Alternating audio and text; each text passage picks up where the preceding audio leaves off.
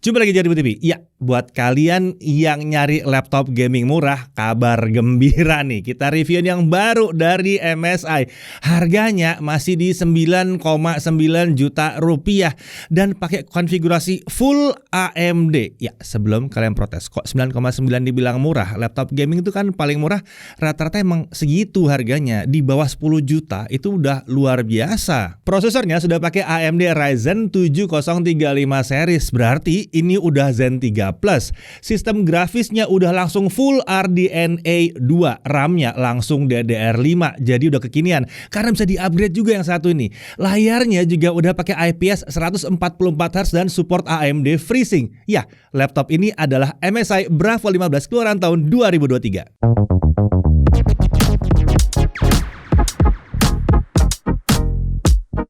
Ya, laptop gaming yang satu ini bisa ditemukan di harga 9.899.000. Jadi 9,9 itu bukan 9.999.000 ya, bahkan 9,89 sebetulnya. Oke, mari kita mulai bahas dari spesifikasinya dulu. Untuk prosesor dia pakai AMD Ryzen 5 7535HS. Codename-nya adalah Rembrandt Refresh. Untuk CPU arsitekturnya menggunakan Zen 3 Plus. Fabrikasi 6 nanometer. Default TDP-nya bisa 35 sampai 54 watt. Untuk core-nya dia ada 6 core dengan 12 thread. Total L3 cache-nya adalah 16 MB. Untuk integrated grafisnya dia pakai AMD Radeon 660M. Nah, integrated graphics yang satu ini tentunya sudah punya hardware decode AV1. Jadi bisa muter video AV1 dengan lancar tanpa harus membebani sisi core dari prosesor. Untuk discrete GPU-nya dia pakai AMD Radeon RX 6550M dengan kapasitas VRAM 4 GB langsung GDDR6. Pada dasarnya discrete GPU yang ini adalah RX 6500M yang punya clock speed lebih tinggi. Jadi fitur dan teknologinya tetap mirip seperti RX 6500M yang pernah kita bahas sebelumnya ya. Menariknya, fitur AMD Smart Access Memory atau yang dikenal sebagai Resizable Bar sudah aktif di laptop ini ya. Tidak ketinggalan, fitur AMD Smart Shift juga ada di laptop ini yang akan secara otomatis menyesuaikan suplai daya ke prosesor dan discrete GPU sesuai dengan beban kerja yang sedang digunakan. Untuk memori atau RAM-nya bawaannya adalah 8 GB DDR5 4800 MHz single channel ya. Laptop ini tentunya menggunakan RAM SODIMM, jadi masih bisa di-upgrade kapasitasnya dan dijadikan dual channel supaya lebih kencang. Karena untuk slotnya kan ada 2 buah, jadi baru keisi 1. Jadi kalau mau di-upgrade full seharusnya dia bisa nyampe 64 GB. Untuk storage dia pakai 512 GB SSD M.2 NVMe PCIe Gen 4x4 ya. Laptop ini sebenarnya punya slot M.2 kedua sih. Hanya saja slot tersebut tidak dapat dipakai nih karena ada semacam penyangga bodi yang menghalangi pemasangan SSD ini. Lagi pula kalau penyangga tersebut dilepas tidak ada tempat untuk memasang si SSD ini. Pengaitnya nggak ada, cuma ada pangkalnya saja. Jadi kalau mau dicoba sebetulnya harusnya bisa, tapi ya agak penuh dengan akal-akalan jadinya ya. Lanjut ke wireless connectivity, dia menggunakan modul AMD RZ608 dengan chip MediaTek yang sudah mendukung Wi-Fi 6E dan Bluetooth versi 5.3. Untuk kapasitas baterainya adalah 53,5 Wh dan operating systemnya adalah Windows 11 atau Windows 11. Body, form factor-nya adalah clamshell, materialnya adalah polikarbonat dan warnanya hitam ya. Black hitam di sini. Untuk desainnya, bentuk dan lekukan bodi si Bravo 15 keluaran 2023 ini bisa dikatakan mirip sekali ya dengan pendahulunya. Tentunya logo khas dari si Thunderbird itu ada di punggung layar dan ini tetap dipertahankan. Secara keseluruhan penampilannya tetap keren dan tetap low profile berkat warna dominan yang hitam polos di bodinya. Untuk dimensinya, panjangnya 35,9 cm, lebar 25,9 cm dan ketebalan 2,49 cm. Dan bobotnya untuk laptopnya jadi 2,25 kg. Untuk charger 490 gram. Ini adalah charger 180 watt. Jadi totalnya kalau di bawah bobotnya adalah 2,74 kg. Untuk display atau layar ukurannya adalah 15,6 inci dan resolusinya adalah Full HD 1920 x 1080 pixel. Berarti 16:9 ya. Refresh rate-nya 144 Hz dan sudah mendukung teknologi AMD FreeSync. Ini adalah panel yang sudah IPS level ya.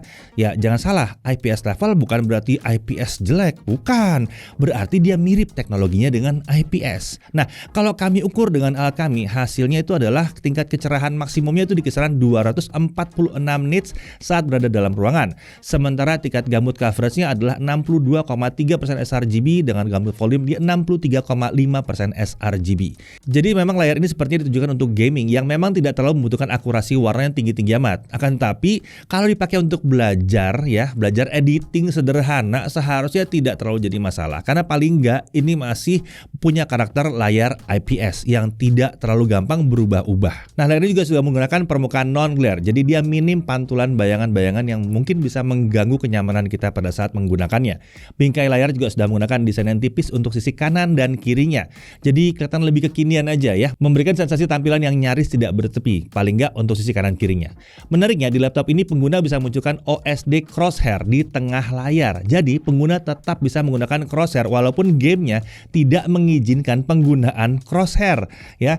Untuk memunculkan crosshair ini cukup tekan tombol function plus panah ke bawah atau melalui software MSI Center. Dan warna crosshair ini juga bisa diatur di software MSI Center. Nah, untuk kamera dan mikrofonnya, sayangnya kamera laptop ini masih 720p 30 fps, belum 1080p. Tapi ya, ingat harganya ya. Dan untuk mikrofonnya, di sini ada 2 buah ditempatkan di sisi kanan dan kiri kamera. Nah, kemampuan kamera dan mikrofonnya kurang lebih seperti ini. Ya, rekaman ini dibuat dengan menggunakan kamera dan mikrofon yang ada di laptop MSI Bravo 15. Jadi gimana nih kualitasnya? Nah, untuk audionya laptop ini dilengkapi dengan 2 buah speaker dengan arah keluaran suara ke alas laptop. Untuk pengaturan profil dan equalizer suara dapat dilakukan melalui software Nahimic. Tentunya fitur sound tracker ada di sini yang dapat memudahkan gamer mendeteksi posisi musuh saat sedang gaming. Walaupun tergolong laptop gaming murah, kualitas suara yang dihasilkan juga lumayan oke nih ya. Karakter suaranya cenderung balance di sini.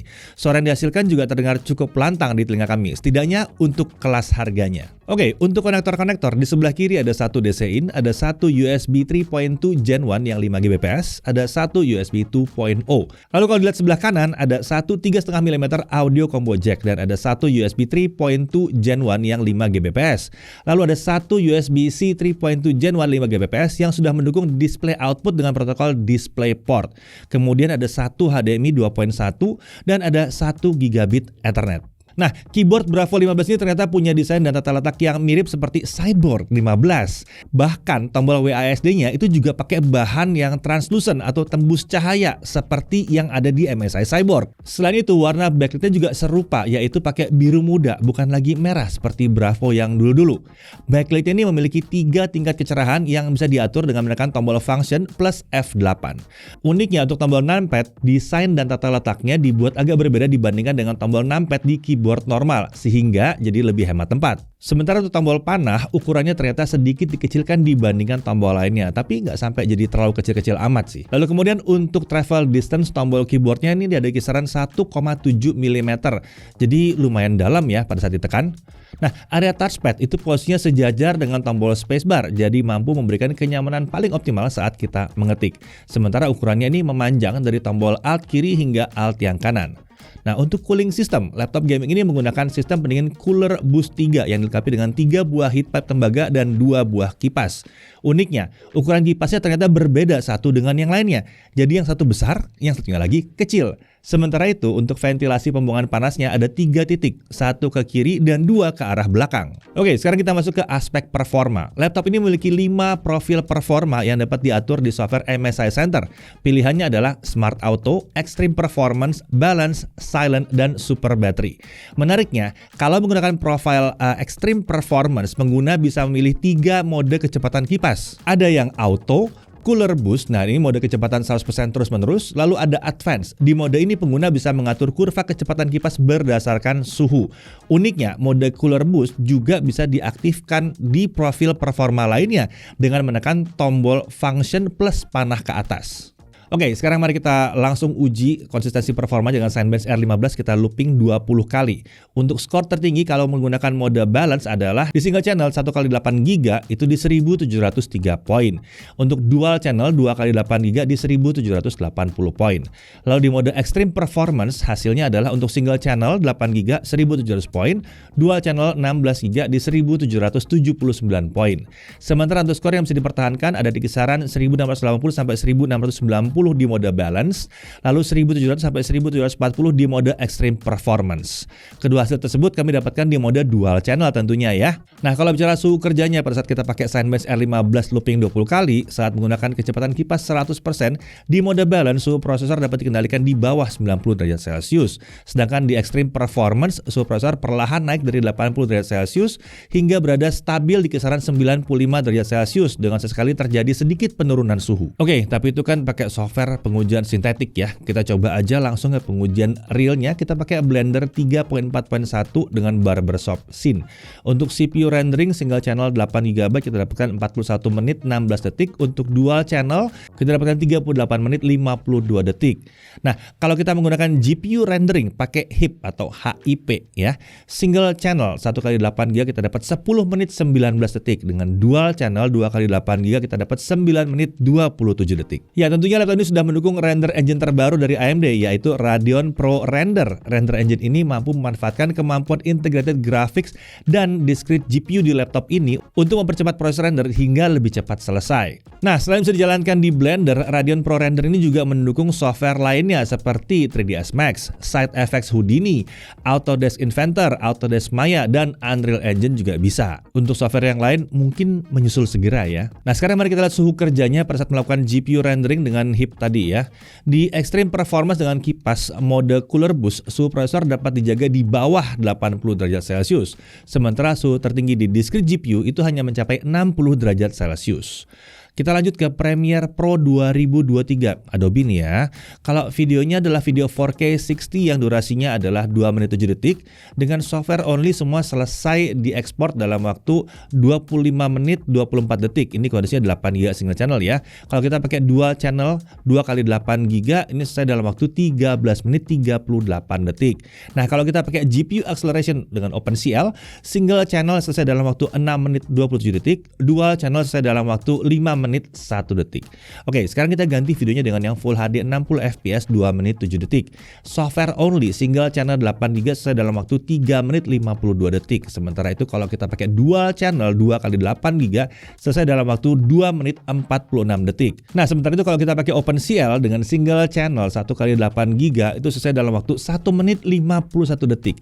Dual channel 2x8GB selesai dalam waktu 1 menit 20 detik. Nah, untuk suhu kerjanya 4K video export dengan akselerasi OpenCL di mode extreme performance dengan kecepatan kipas di 100%, suhu prosesor sempat berada di bawah 90 derajat di awal pengujian sebelum akhirnya bergerak ke kisaran 93 sampai 95 derajat Celcius hingga proses ekspor berakhir. Sementara itu suhu tertinggi discrete GPU-nya itu hanya mencapai 63 derajat Celcius saja. Oke, sekarang kita lanjut ke DaVinci Resolve 18.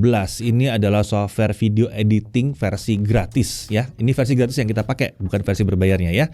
Dengan video 4K 60 2 menit 7 detik, single channel aja RAM-nya 1x8GB selesai dalam waktu 6 menit 25 detik. Kalau kita pakai dual channel, ini selesai dalam waktu 6 menit tepat.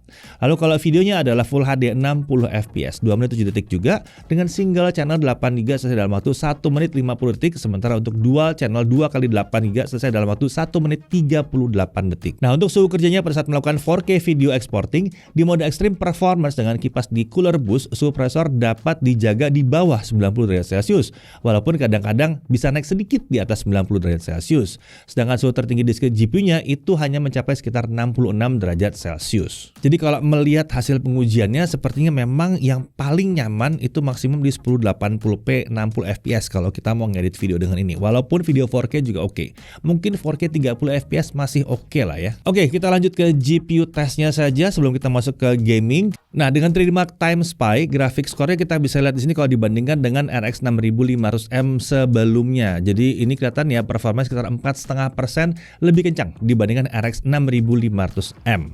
Nah, kita sekarang lanjut masuk ke pengujian gaming ya, tapi kita langsung aja pakai konfigurasi dual channel 2x8GB. Harganya udah murah, jadi upgrade aja langsung kalau kalian mau beli ini buat gaming ya. Langsung jadi 16GB aja. Untuk Dota 2 1080p fastest render scale di 100%, kita masih bisa dapat 60 sampai 130 fps. Shadow of the Tomb Raider 1080p high ray tracing di medium kita dapat 60 sampai 70 fps. God of War 1080p original FSR taruh di quality kita masih bisa dapat 65 sampai 75 fps. Hogwarts Legacy 1080p medium ray tracing di off FSR di quality kita dapat 60 sampai 80 fps. Assassin's Creed Valhalla 1080p medium kita dapat 55 sampai 70 fps. Nah, suhu kerjanya pada saat kita menjalankan Assassin's Creed Valhalla selama 30 menit di mode Extreme Performance dengan kecepatan kipas 100%, kita lihat suhu rata-rata prosesor berada di bawah 80 derajat Celcius.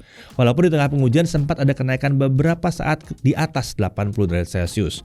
Sementara itu untuk suhu discrete GPU-nya itu bisa dikendalikan tetap di bawah 70 derajat Celcius. Terus, untuk suhu permukaan body selama setengah jam kita main game yang satu ini, untuk keyboard area paling panas kami temukan di sekitar tombol 6 dengan suhu sekitar 43 sampai 44 derajat Celcius. Suhu tombol WASD itu tampaknya aman ya karena ada di kisaran 36 sampai 37 derajat Celcius. Sementara suhu tombol lainnya itu masih relatif aman juga di bawah 40 derajat Celcius. Untuk area sebelah atas keyboard itu suhunya tertinggi itu ya karena dia tercatat mencapai 47 derajat Celcius. Sedangkan di bagian palm rest ya ini pasti aman lah ya, bahkan sampai di bawah 35 derajat Celcius. Oke, sekarang kita lanjut ke pengujian SSD-nya. Dengan kristal Disma kita dapatkan bahwa kecepatan bacanya ada di 3597 MB per second, sementara kecepatan tulisnya di 2508 MB per second. Ya, ini sayangnya performa SSD PCIe Gen 4 di laptop ini terasa seperti PCIe Gen 3 ya. Tapi kecepatan segini sebetulnya udah tergolong kenceng sih, mengingat harga laptopnya sih ya rasanya sih baik-baik aja lah. Oke, kita lanjut ke pengujian baterai. Untuk pengujian baterai ini tingkat kecerahan layar kita atur sedekat mungkin dengan 150 nits, volume suara di 25% dan kita pakai mode balance. Untuk 1080p local video playback kita dapat hampir 7 jam. Hasil yang udah lumayan sih, walaupun harapan kami ya sampai 8 jam sebetulnya. Tapi ya mengingat harganya nggak banyak protes lah di sini. Lalu untuk kecepatan chargingnya 30 menit pertama dia terisi di 24%. Sementara untuk dari kosong sampai penuh kita butuh waktu 3 jam 24 menit. Ini tergolong lambat sih ya, tapi kalau diperhatikan lagi ya dalam waktu 2,5 jam baterai sebenarnya sudah terisi sekitar 93%. Sementara sisa 7%-nya itu diisinya perlahan-lahan banget. Ya mungkin tujuannya di sini supaya baterainya bisa lebih awet ya untuk penggunaan 3, 4 bahkan 5 tahun ke depan. Tapi ya memang jadi pengisiannya nggak kencang-kencang amat. Oke, untuk harga udah kami bahas dari awal. Sebetulnya harga yang ditawarkan adalah sekitar Rp9.899.000. Jadi ini harga yang sejujurnya murah. Ya. Untuk bonus 9 kita masih bisa dapat backpack juga, masih bisa dapat Microsoft Office Home and Student 2021.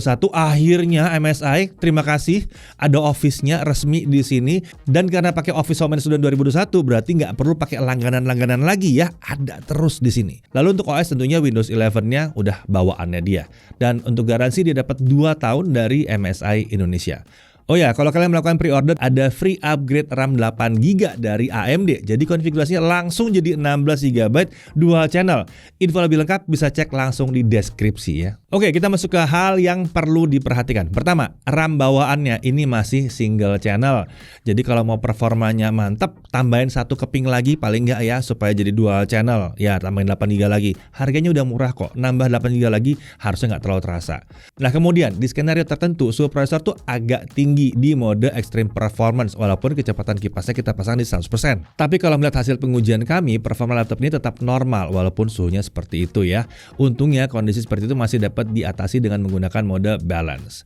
Performa ekspor video di laptop ini lebih disarankan untuk video 1080p 60fps dan 4K 30fps lah. Kami kurang merekomendasikan untuk editing 4K 60fps. Lalu, slot M.2 kedua ini sayangnya ya secara default itu sulit untuk dipakai. Daya tahan baterai laptop ini agak kurang irit ya kalau mengingat prosesornya yang sudah berbasis Zen 3 Plus. Ekspektasi kami sih seharusnya laptop gaming dengan arsitektur Zen 3 Plus ini punya daya tahan baterai 8-12 jam lah ya. Mungkin ini terjadi karena kapasitas baterainya yang kecil kecil supaya harga laptopnya jadi lebih terjangkau. Dan waktu charging ke 100%-nya tergolong lama di sini. Sekarang kita masuk ke poin menariknya ya. Pertama, tentunya dia pakai AMD Ryzen 5 7535HS. Udah Zen 3 Plus di sini. Jadi kencang banget bahkan untuk kelas harganya. Disk GPU-nya udah pakai basis RDNA 2. Gaming kompetitif lancar, gaming AAA nggak ada masalah di sini. Editing video masih kuat lah ya. Masih kuat. Dan dia juga sudah mendukung AMD Radeon Pro Render untuk sejumlah aplikasi 3D. Lalu untuk RAM itu langsung DDR5 dan gampang di-upgrade di sini. Layarnya IPS 144Hz dan udah support AMD FreeSync. Konektornya lengkap, warna backlit keyboardnya unik. Wi-Fi 6E dan Bluetooth versi 5.3 udah ada di sini. Iya, jangan lupa sampai 10 Oktober 2023 akan ada free upgrade RAM 8GB untuk pembelian di AMD Official Store selama kuota tersedia. Dan ada bonus Office Home and Student nih. Jadi MSI Bravo 15 keluaran 2023 nih cocoknya buat siapa sih sebenarnya? Tentunya dia cocok untuk mereka yang mencari laptop gaming yang murah dengan spesifikasi serta performa yang kekinian dan masih gampang di-upgrade tentunya. Kemudian dia cocok juga untuk mereka yang mencari racikan laptop gaming full AMD dengan harga miring. Ya, pastinya ini cocok banget ya. Untuk dipakai sekolah, kuliah atau kerja bisa. Apalagi mengingat memang aktivitas yang butuh laptop high performance seperti ini semakin banyak sekarang. Jadi ya cocok-cocok aja untuk diajak kerja dan sekolah ya. Penampilannya pun cenderung minim aksen gaming di sini. Mau dipakai untuk content creation bisa juga, asalkan nggak butuh yang layarnya harus akurasinya tinggi luar biasa. Untuk belajar oke lah. Sebatas videonya 1080p 60 fps atau mungkin 4K 30 fps masih oke. Pada akhirnya kami melihat bahwa MSI Bravo 15 keluaran 2023 ini adalah salah satu laptop gaming murah kekinian yang punya racikan menarik di kelas harganya. Saya Dedi Irfan, Jakarta TV.